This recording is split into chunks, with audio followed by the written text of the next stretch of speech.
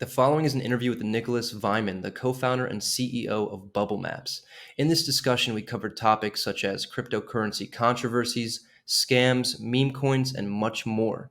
It should be stated that at the time of filming this, we were in no way associated with or invested in this company. However, we did use the product regularly. After filming, Nick had showed us what he had in store for V2 of the platform, and in it, we saw something that we had been waiting for years, a platform that lowers the barrier of complexity for on-chain data analytics, allowing virtually anyone to search on-chain, understand token launches, token flows, and perform their own investigative analysis. Since then, we decided to formally invest in Bubblemaps and back Nick and his team in their journey in further developing this product. We see great future potential in Bubblemaps and believe that it will change the cryptocurrency landscape forever. And now the interview. Enjoy. Welcome, everybody, to an exclusive Boom Room interview. This is Sasha with Arcanum Ventures, and today we've got a very special guest, Nick, the CEO and one of the core founders of Bubblemaps, an on-chain analytics and visualization platform that's become quite big and popular and is really cool.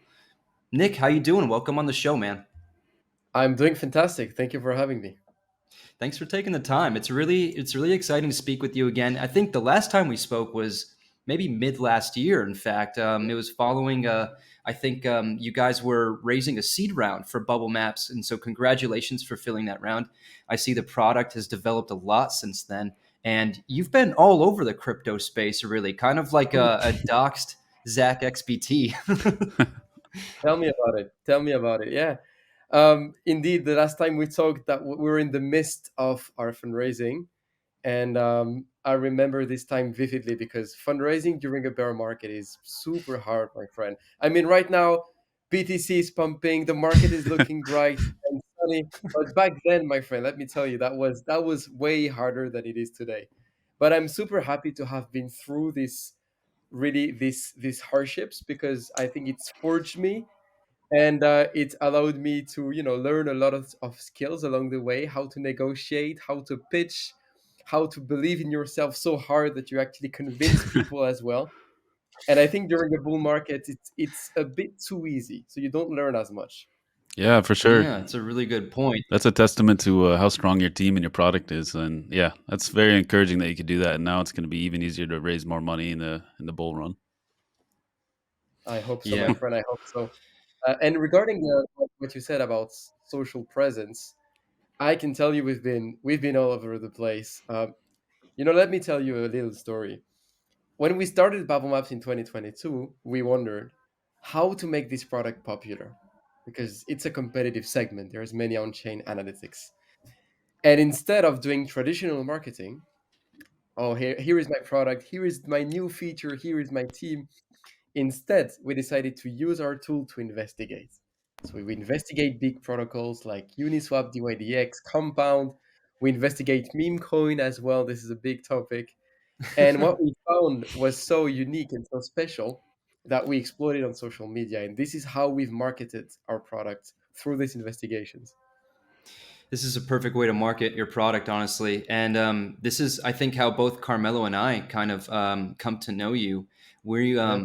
We're very much in the on-chain analytics world as well, and we do some investigations ourselves, and we'll dive into that in a little bit. But there's no better marketing than just using the product yourselves. And I know when we met initially, you mentioned you've got like people inside the company actively using it, so everyone's kind of like a marketer. They're all trying to do some good work and bring attention to some controversy in the space. Yeah. But And there's so many, man. There are so many controversies. I really don't know where to look sometimes. Like I'm overwhelmed by the amount of drama and investigations that we need to conduct.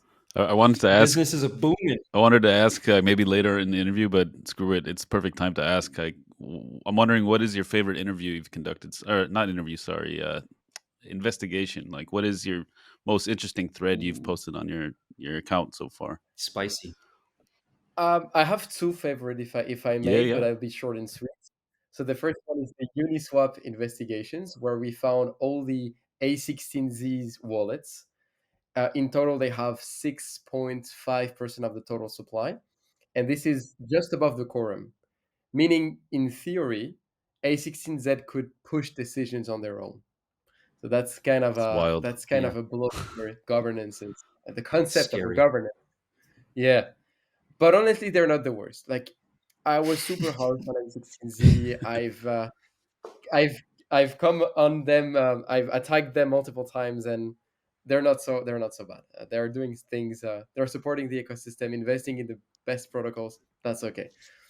My second best investigations, my second favorite investigations, is about Satoshi VM. Hmm. Have you seen this thread recently? No, no, but we've spoken with the team briefly and we've heard about them, but I'm curious to hear more now. You've piqued my attention.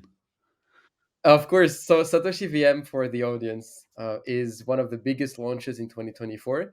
$250 million in volume day one without any centralized exchanges.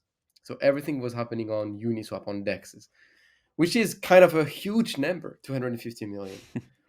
And we started looking on social media, why is so much hype around this token? And we saw a very orchestrated thing. All the influencers, all the popular influencers were shitting this token. This is the new narrative. 2024 ZK roll up on Bitcoin. This is big. And this felt a bit weird.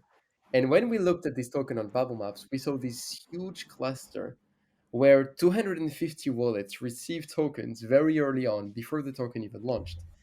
And to no one's surprise, those were the influencers.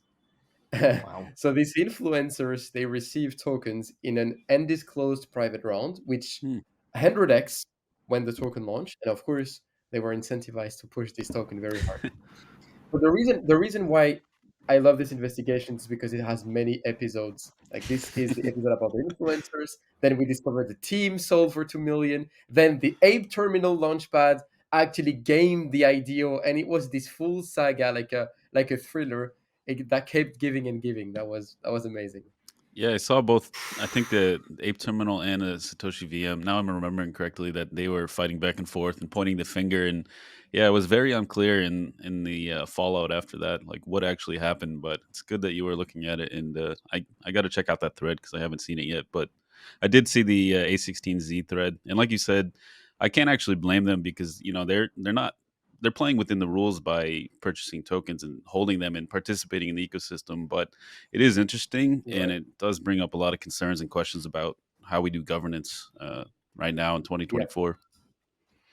yeah, I completely agree. This is a debate about governances and how they should be structured and why do we allow people to get that much power within a Yeah. governance. It's funny because those supposedly democratic governances has turned into more of a oligarchic governance. But Mm. it's, as you said, those are the rules of the game, and you have smart people who are leveraging these rules for themselves. Yeah. Nothing wrong with that. I would have done the same in their position. Yeah, Mm. we've had Yeah, similar no, it's similar concerns with like Lido and some of these massive ETH staking platforms too, because they're holding so much, like an inordinate amount of supply, and people are worried that they might be able to. They're centralizing the Ethereum ecosystem too much and able to sway that with the governance power they wield. Yeah, no, you're mm. completely correct. How much percentage of the Ethereum is on Lido at the moment? I do recall it's something absolutely insane. I'm not actually sure, but that's a very good question. I think it was like I think it's a good 50% amount. or Yeah, astronomically that's what high. I had in mind. Yeah, that's what I had. There was, I don't know if you remember this, but a couple of months ago, a couple of those big Ethereum staking platform, they try to come together and say, hey, we don't want to break Ethereum um, values. So let's say we cannot have more than X% of Ethereum total supply. And everybody agreed except Lido, because why don't you It's a agree? business model, Conflict of yeah. interest. So that's the game, as you said. All right, so we No, this underquoted is the it. funny thing. Apparently, it's 32%. The last reading, so almost a third of the supply is on Lido, which is actually very worrying for anybody that loves It's Ethereum. Yeah, it's still too much, honestly. And there's 32, a yeah, funny that's a point you lot. bring up about governance. There's so many of these big DAOs that exist now simply because these protocols were early. Uniswap is a good example. I think there's many other ones. But the funny thing about DAO governance is that it's been constantly evolving over the last several years. And we Carmelo and I build token economy models, and we've built several DAO and governance models before. And just thinking back to like these legacy governance models, one token equals one vote. There are Yeah, so many ways to break this, but it's crazy because the industry leaders that are the biggest protocols, the biggest infrastructure builders, etc., they have the largest DAOs and they still operate by this really inefficient, scary model. yeah.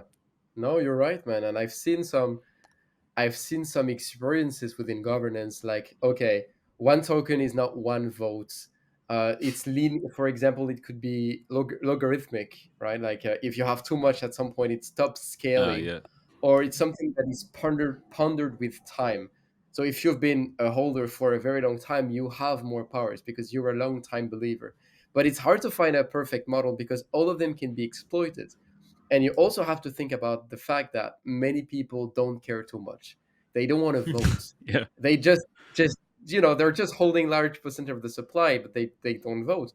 And that's why the quorum of Uniswap is at 5% or even 4%.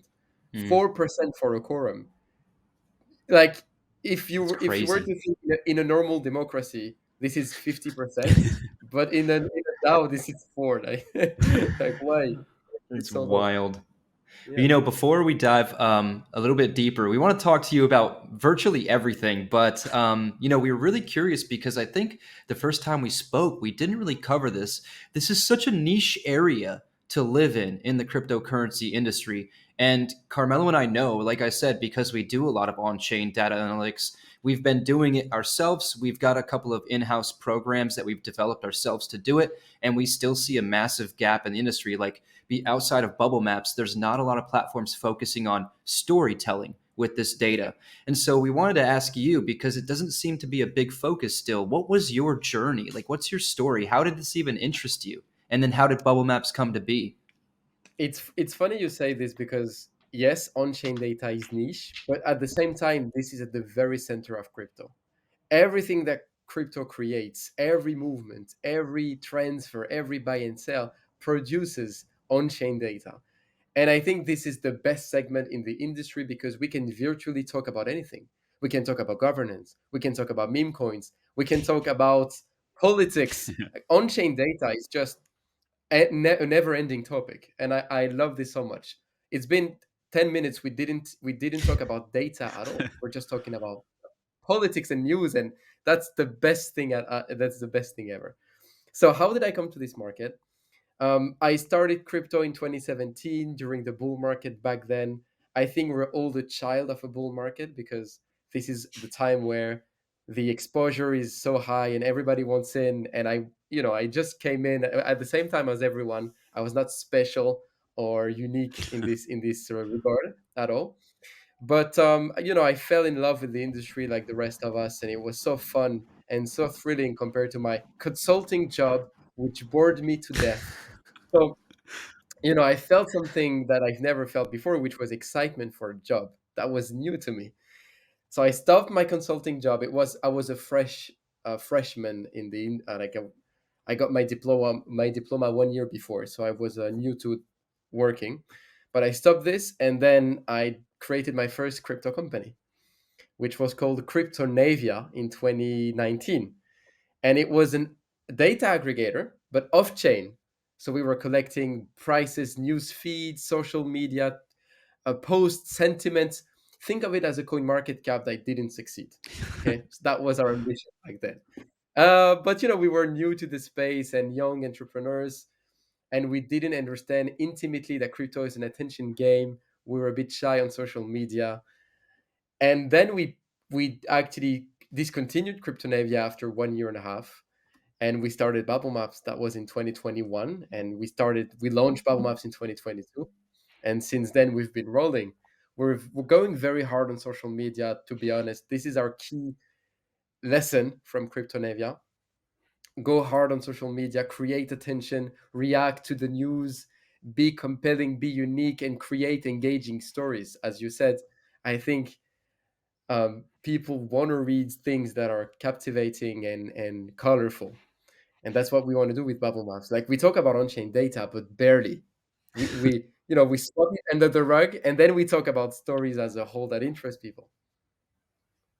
Yeah, I was just going to agree. The storytelling is the biggest part of it, really, right? It's something that everyone can relate to. The data just backs it up. It's the Yep. evidence. If you want to look into it, it's there. If you know how to look into it, it's easily accessible. And so this is again, this is I think how we connected and we really hit it off because you and Bubble Maps in the journey that you guys are going through, I think is one of the rare ones that you see in this industry where a lot of these platforms that are focused on-chain analytics are simply just trying to find like trading alpha or something. And it's a competitive space there.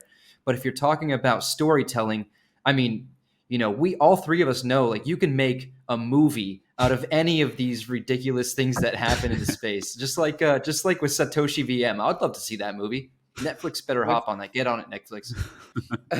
my friend, do you realize that we make Hollywood movies about 10 million robberies, 20 million? Ocean's 11. How much was it? 30 million, 40 million? And we make movies about this. On crypto, this is a day of just a day. We 40 million a days are swapped, are disappeared from protocols. We should definitely make movies, but I'm convinced it's gonna happen soon. We're gonna have some stuff. And yeah, we are storytellers at heart. This doesn't mean we are up. Like, let me rephrase this. Coinbase investigation team said it well. On-chain analytics is more of an art than science because there's many uncertainties. The data is pseudonymized, so you don't know who's behind a specific address, and you have to approach it carefully. So on Twitter, you have on-chain analytics or on-chain sleuth that are very descriptive. Or this transfer happened. We don't know what's happening. Like this happened very precisely, and they don't give a feeling to it. They don't give a feel to the transfer. With Bubble Maps, we really try to give more context, and even sometimes, if we have a 90% certainty, we go for this. Like we're confident in our conclusions, and this caused us to be involved in very passionate discussions, heated debates. Some might say controversies, but I'm not afraid of going into these discussions at all. That actually reminds me. You remind me of another question I had because we see like Zach XBT and some other cyber sleuths on Twitter, making a living basically with Patreon accounts and digging up all this info. But we also see that most of them are undoxed because they get a lot of death threats and a lot of aggression against them. So has that ever worried you? Because you guys are basically helping, you know, bring a lot of this shady action in crypto to light and expose it. So I'm wondering about that because that's kind of something that slows Sasha and myself down when we're wanting to call out all this bad behavior we're seeing in the industry, but we're worried because we don't want to make too many enemies more than we need. Yeah, that I understand. I understand your point. Um, Zach XBT, he's in a very precarious place because he attacked some very powerful people, Yeah. Hmm. including that group from North Korea, and just like 2 days ago with the I'm not. I think it was a hack on Blast. I don't remember the Uh, name Yeah, of yeah. the yeah, the Pac-Man or Munchable. Munchables. Munchable. Yeah. Munchable. Yeah, Munchable. That got hacked 90 million, and it was allegedly some North Korean hackers that got into the organization of Munchable. And Zach XBT, he was at the forefront of this. He attacked them very hard. Even on Twitter, he was I, he was very on the attack. Let's say not neutral at all, and he managed to get the funds back. Hmm. But I think he received death threats daily. I can imagine. Yeah. But this is serious. This is serious. If his identity was to be leaked one day, he could be on serious troubles for his life. So with Bubble Maps, we operate under a certain degree of security regarding our own, like where we live and what we do, etc. We do take things seriously. We've received information from many sources as well that we never Hmm. disclose. We operate like a true investigative journalism Yeah. company. And yeah, maybe at some point we'll have to be even more precautious. And undoxing is not possible, unfortunately, but you can do stuff to be safe and take the appropriate measures to protect yourself, I guess. Mm, Yeah, that makes a lot of it's sense. wild. You know, Um, on the same topic of vigilantism in this space, it's kind of crazy that you see figures like Zach XBT come into prominence, and he's well known throughout the crypto industry by now. There are some other figures like him that do a lot of this sleuthing work, and so one thing I wanted to ask you, because you are at the forefront of this. There's been a number of times where Zach XBT or others like him have performed some on chain investigation. They've uncovered some information. And that is kind of like the driving force for authorities to get involved and Hmm. then pursue legal action against some of these individuals. But without Zach XBT, without these vigilantes, it seems like that would never happen. And so is this, do you think, like an indication of how far back and how slow authorities and regulatory bodies are in the on-chain analytics space? It seems like they have so much to catch up on. I think many of the stuff happened behind the scenes, and we don't see much. Zach XBT is kind of a public vigilante, as you said, but don't underestimate the FBI and some of the huge analytics that happen behind the scenes. Chainalysis, for example, we don't hear much about what they do on social media, and it's something they do consciously. They don't post their investigations. They only work Mm. in the backstage with the governments and the police forces, and they do an incredible job. Zach XBT, he's the most vocal sleuth. He's also amazing at what he does. I'm often surprised on how prolific he is with investigations. He was the first one to notice that the founder of Ripple got hacked. How is he able to track even Ripple activity? Like Ripple is another chain Yeah. entirely. So he's active on EVM, he's active on BTC, he's active on Ripple. Is this a single man army? Are they 10 Zach XBT? Is this an organization? I'm still wondering, to be honest. But yeah, like governments, and I know because we were in touch with some police forces in Europe, and they're good. Like they're good. They know what they're doing. It definitely took some time for them to catch up with these new technologies and this new craziness, this new degeneracy that is crypto. But honestly, they're doing a good job. That's exciting. You know, I think the message there is look out, scammers. FBI's coming for you. They know what they're doing. But on the Yeah, they same topic as well, I wanted to talk to you about meme coins. I don't know how deep you are in the meme coin rabbit hole. We've done a lot of on chain analytics for meme coins, and we've kind of got like an inside joke within our company. We ended up creating an on-chain analytics Twitter thread, and then ultimately a video on Pepe. And it was okay. something that we had found, funny enough, on day 3 after Pepe had launched. We saw that there was a little bit of hype behind this strange meme coin. We dove deep. We saw that there was a lot of insider activity immediately when the token was loaded onto the LP. There were 100 plus undoxed brand new wallets that were funded with Ethereum from, I think, one of 8 centralized exchange hot wallets, and they together scooped up more than 40% of the supply in the first 1 or 2 blocks after it was loaded in the LP. And then they each purchased $50 of worth of Pepe at the time, roughly, and then later sold close to 250,000 each wallet. And so we have this inside joke at Arcanum, like at that time, if we had put $50 in when we were doing that investigation, we'd be sitting at, I think, close to 1.25 million right now. And No way. so, based on what your investigation in meme coins, there's so much crap out there. But do you ever gamble a little bit? Like, do you ever just ape into something and say, let's give it a shot? No, actually, I'm not a gambler too much because it takes a lot of emotional power out of me, and I want to be focused on my investigations. But don't get me wrong, I had my gambling times. I think most crypto enthusiasts, they start through gambling, and this is why I'm not actively disregarding or disrespecting the meme coin space, because I think many people in the industry are like, oh, this is useless, and this is just shit coins and they have no utility. But I think they actually have a utility, which is they talk to the gambling of the crypto space, which is a huge number. I don't have any number, but my intuition would say, I don't know, 4 out of 5 people love to gamble in crypto. So you have to give them something. You have to give them meat. And if you think about it, a meme coin is actually it could be a fair way of gambling. And let me explain why. If you gamble on those VC backed tokens, um, you don't know half of it, right?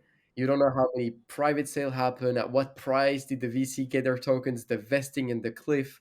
So you're essentially betting and missing many information. It's an imbalanced game. Like you're alone in front of giants.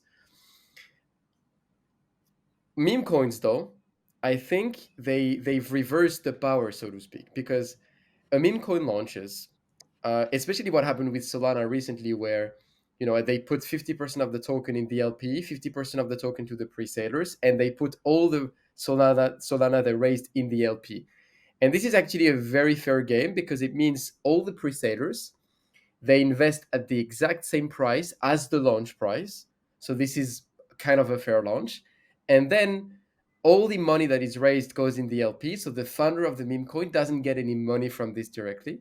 And if you want to gamble, you might as well gamble on meme coins. That's I know that's a pretty Oh bold my statement. goodness. If you want to gamble, why would you gamble on a VC backed tokens where Mm. the VC they're already 100x and they can dump on you at any time purely for gambling? Go for meme coins and try to get your 100x. This is and on top of this is funnier. It's the Oh same my with god, not financial advice, guys.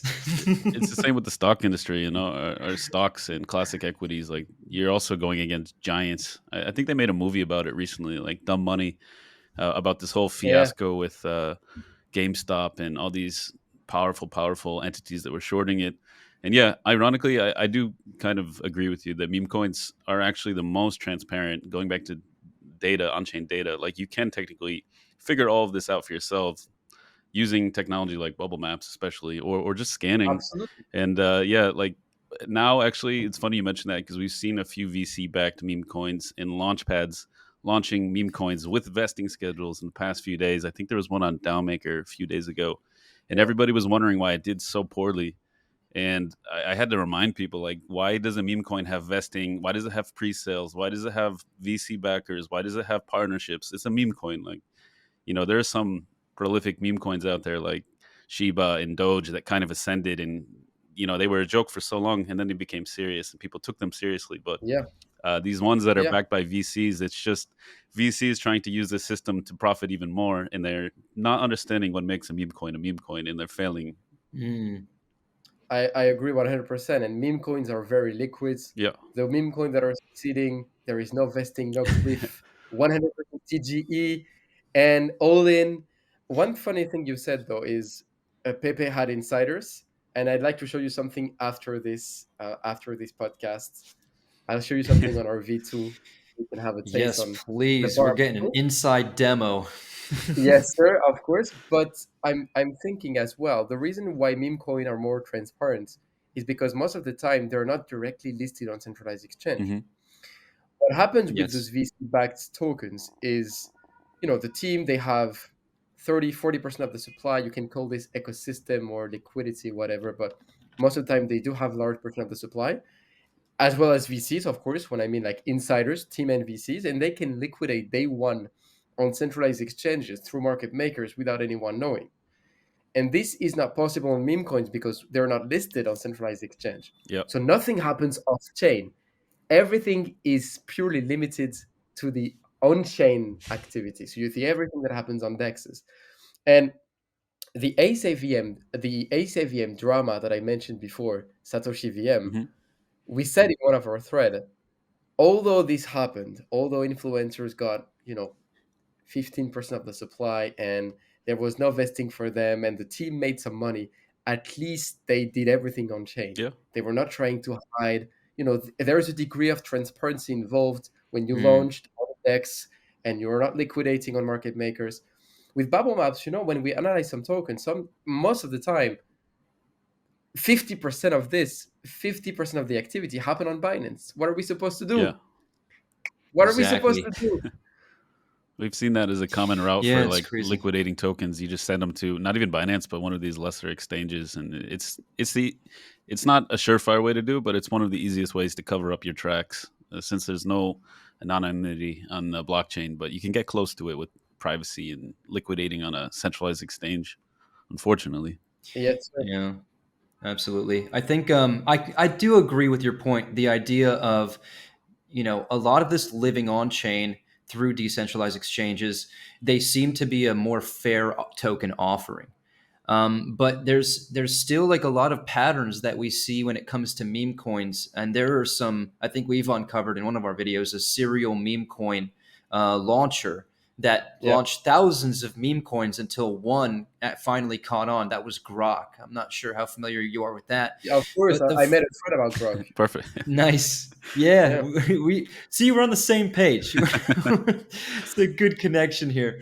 But there's a really funny thing that we see in the world of meme coins. It's like you hope that you can make it. You try and buy up all of your supply after you launch the token to gain some market control.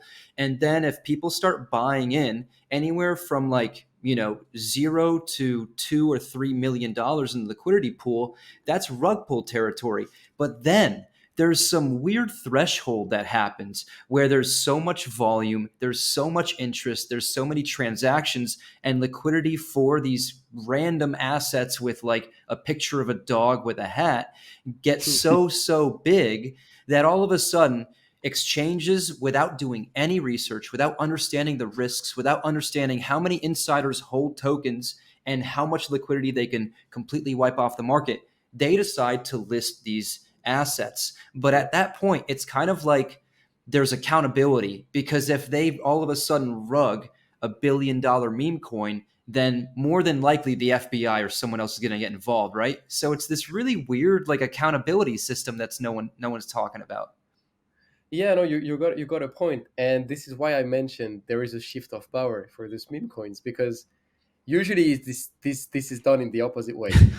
You have a token, you raise through VCs, you launch on a centralized exchange, and then the retail is the end Mm. of the funnel.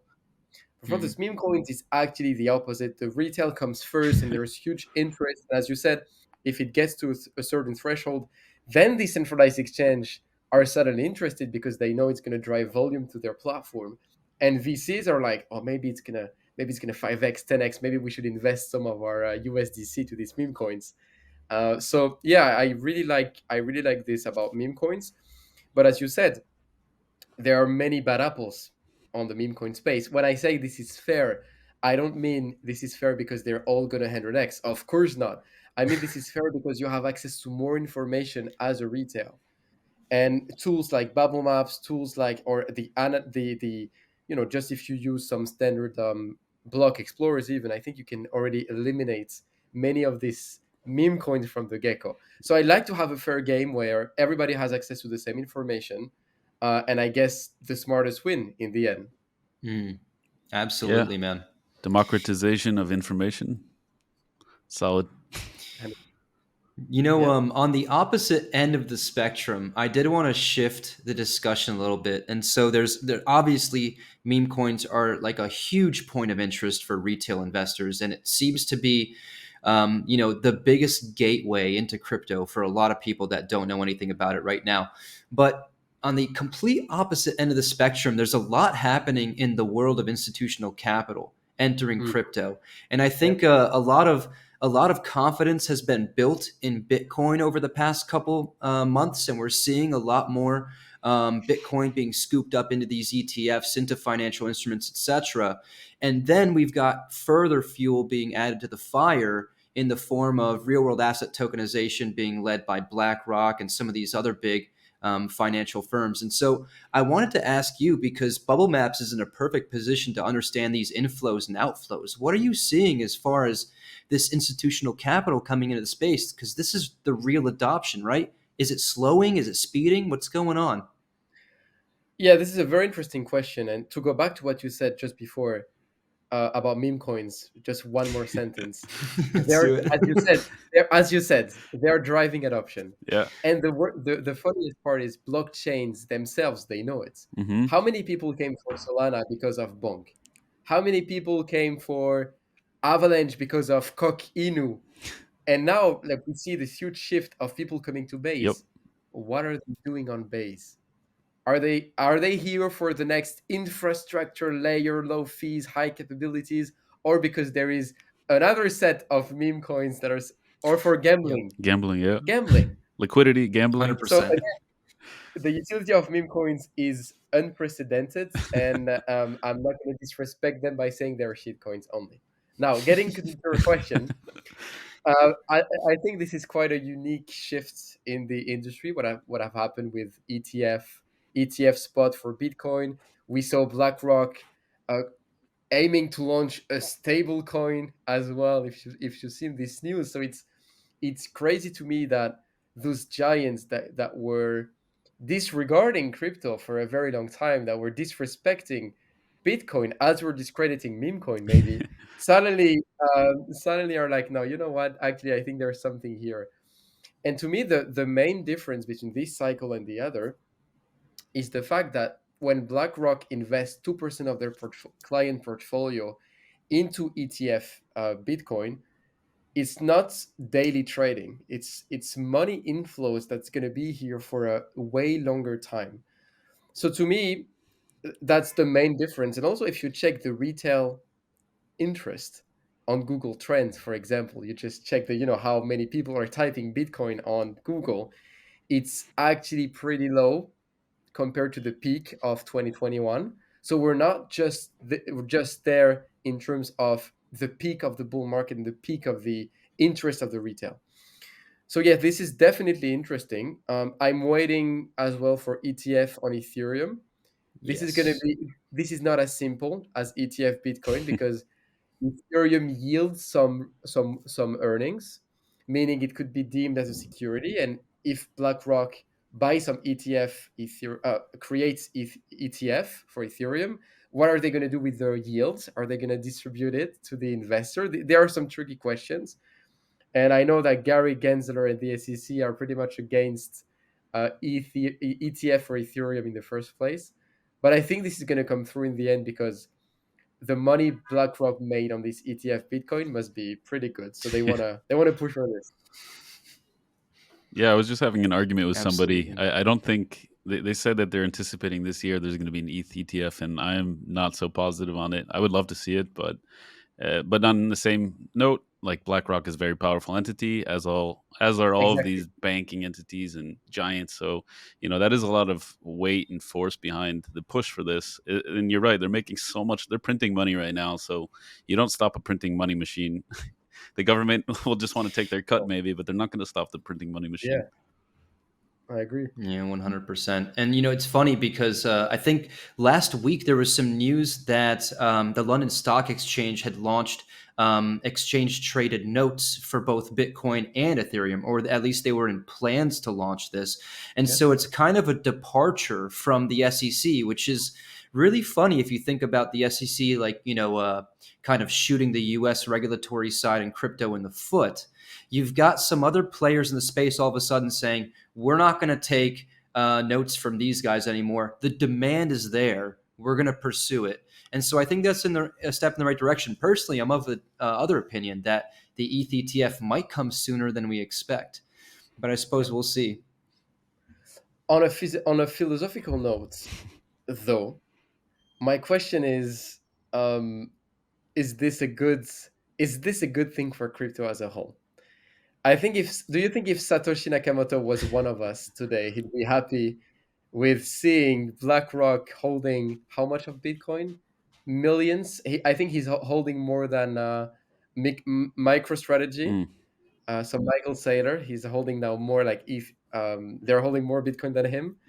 So I Yeah, don't know, man. it's I'm completely. I'm always on the edge when I see these big names coming to crypto. I agree Yeah, of 100%. course. I don't think any of us are very thrilled about like what it means for institutional capital to come in with this much force. As far as like the core tenets of cryptocurrency and blockchain. But I guess all the speculation and hype is behind people thinking that this is going to pump their bags. So it's kind of short sighted. I think Carmelo and I personally, we're in this around the technology and how it can be applied to existing problems in other industries, which is really really an interesting point for us in the token and technology startup space.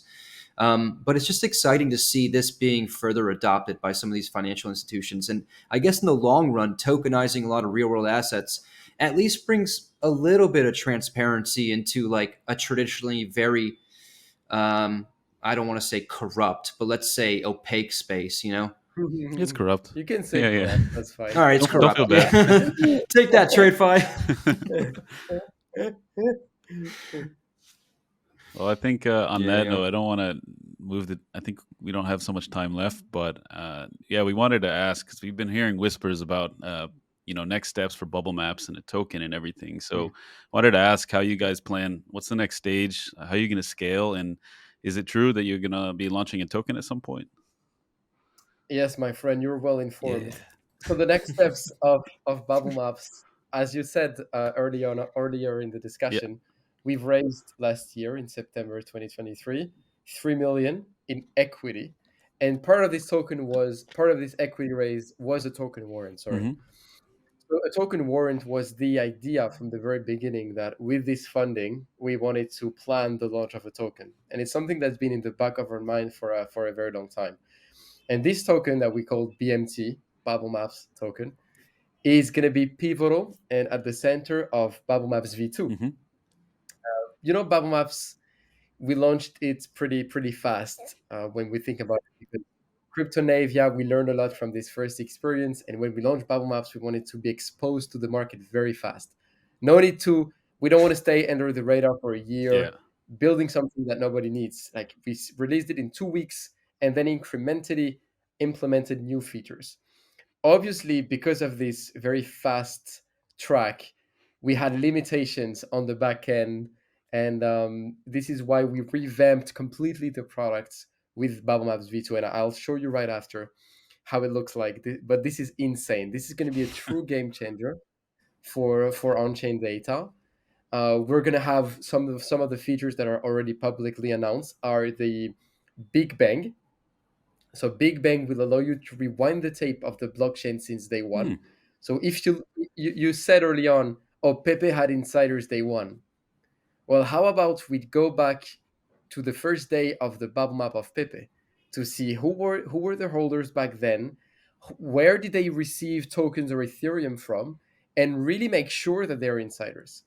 So Big Bang is going to be this time lapse where from the original deployer holding 100% of the supply, you can see this financial Big Bang as the VC comes in and the public and the market makers and the retail, and you're going to see this distribution in real time. So this is going to be extremely powerful. Second is way more chains. I don't want to name any partners that we've already secured, but think of the biggest of the five biggest chains at the moment. All right, and they're going to be announced with official partners with them. And also, we want to implement some AI functions. Now, I know AI is a bit of the magic Yeah. we say on every discussion, but on our side, there is a very exactly a bit of salt. Sprinkle it. But The magic in our dust. case, the clear use case, we want our users to be able to understand what a cluster means directly. Hmm. Because you give me any map, I'm able to understand by the shape of the cluster and the amounts that are being sent and the frequency. I'm able to say, all right, this is a VC. This is a VC cluster. This is an employer paying his team. This is marketing. This is wash trading. Because they all carry different patterns. Obviously, our users, they don't have this level of Yeah. experience. So we want to give them this interpretation at the touch of a button with AI. And yeah, that's a bit of alpha that I'm sharing. Woo. Um, Regarding the token utility, Sasha, I didn't forget your questions.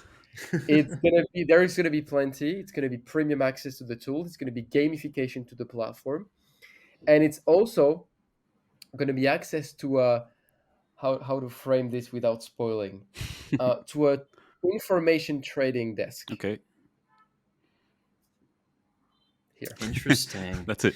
Man, this is yeah, that was a very abrupt finish. I know. Closing the door, Actually, but this is I'm so working on it. exciting. I'm working on it. Honestly, I think I've been personally, I've been waiting for something like this. I know the team at Nansen. I know some of the people over at some of the other large data analytics platforms, and it seems, I don't like calling anyone out, but everyone's missing the ball on this storytelling. And this AI is perfect because this is how you get people to adopt into on-chain data analytics, helping them understand what these transactions are, how you can tell someone, like, a profile or a wallet profile of, or what someone is doing, by the frequency of transactions, the size of transactions, where they're coming from. If it's just like, someone that's buying some meme coins with like a couple dollars here or there, or someone that's sending large amounts of stable coin to pay employees, this is exactly what the space needs. So I'm really happy to hear all this, and I guess that means, look out, scammers, you're done. I was There's gonna no more You're hiding done. anymore. in our community, actually, I think it was yesterday, somebody said, "Hey, check out this! I bought a meme coin, and it's MEXC is holding a big part of it, so this means listing on MEXC." And I looked at the map and I said, "It doesn't tell that story at all." But I think you're right. Like the AI, it's not just a magic sprinkle of dust here. It's actually useful because the numbers tell a story, but it's up to the user to figure out the story on their own and read between the lines. So that's a very useful feature. Hmm. Yeah, at the end Yeah. of the day, we really want to empower users with this information, and Hmm. we receive dozens of messages a day of people. They're looking at a map and they're like, "So what does this cluster means?" And we really want to help them. So sometimes it can be a sane cluster, and a healthy cluster if it's like connected to a DEX, for example. Of course, people trading on DEX are going to be connected to the contract itself. It can be some staking mechanism. It can be even some hot wallets from exchanges. When you withdraw from a centralized exchange, you get connected to the centralized exchange, as a matter of Yeah. fact.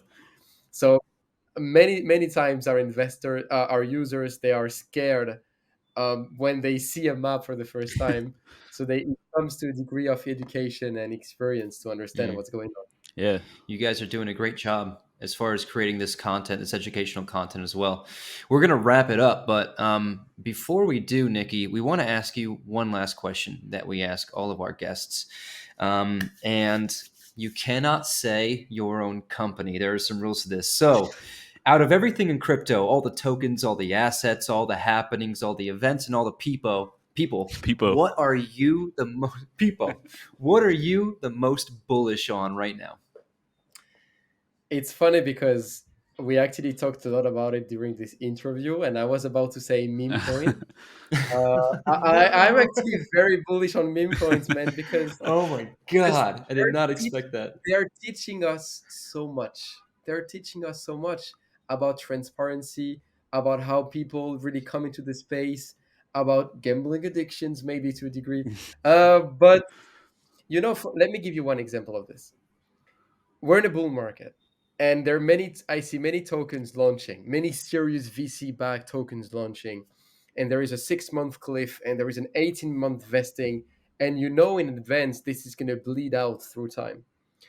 Meme coins, what are they doing? Especially this recent meme coins on Solana. They take 100% of the supply, they put 50% in the LP, so liquids, 50% for pre-salers, liquid, no TGE, and any traditional VC would say, "Oh, there is too much unlocked. This is going to dump so much. This is going to go to zero." But actually, it's the opposite, because there is so much hype that all these tokens that are unlocked, the hype can absorb the selling pressure, and then 1 month later, you're left with a full liquid tokens with no vesting, no cliff, and it's a very fair game. There's not going to be this constant selling pressure throughout the lifetime of the token, and we should learn from these lessons that the meme coin are telling us, don't you think? I find it super interesting that meme coins are working, but we keep disregarding them and disrespecting them. No, I don't think we should fight this wave. I think we should learn from it. It's true. I'm Got considering buying a Solana 2 phone just because it might come with some meme coins in it. Yeah, Oh that man. might be a play. That might be the play. I was not expecting that answer, but I kind of love it. I just hope you haven't converted some of our audience into gambling addicts. Nah, no, no, no, But no. Trade reasonably. Use on-chain data Yes. to at least get more use more bubble maps. chances in your side. Use bubble Yeah, maps. You absolutely. you said at first you wanted to have my social media, so add bubble maps on Hmm. Twitter, add bubble maps on Telegram, and I think that's it. Yeah. Nikki, thank you so much for coming on. This has been a fun conversation. It's been a pleasure catching up with you. This is, again, the first time that we've seen each other in nearly a year. So Yeah, it means a lot that you took the time to come on here. of course. I missed you, brother. Pleasure to Gotta catch have up. more conversations like this in the future. Yeah. Of course, Many more of and many course. more spaces. So again, everyone, thanks for watching. Thanks for tuning in. The first boom room around on-chain analytics. Make sure you check out the show notes to find all the links for Nikki and Bubble Maps and the most recent news on what they're doing with Bubble Maps V2 coming up. And stick around for a token launch that's coming to market soon. All very exciting. Nikki, best of luck with everything. We're very excited to follow your journey, man. Cheers. Thank you. Ciao, y'all.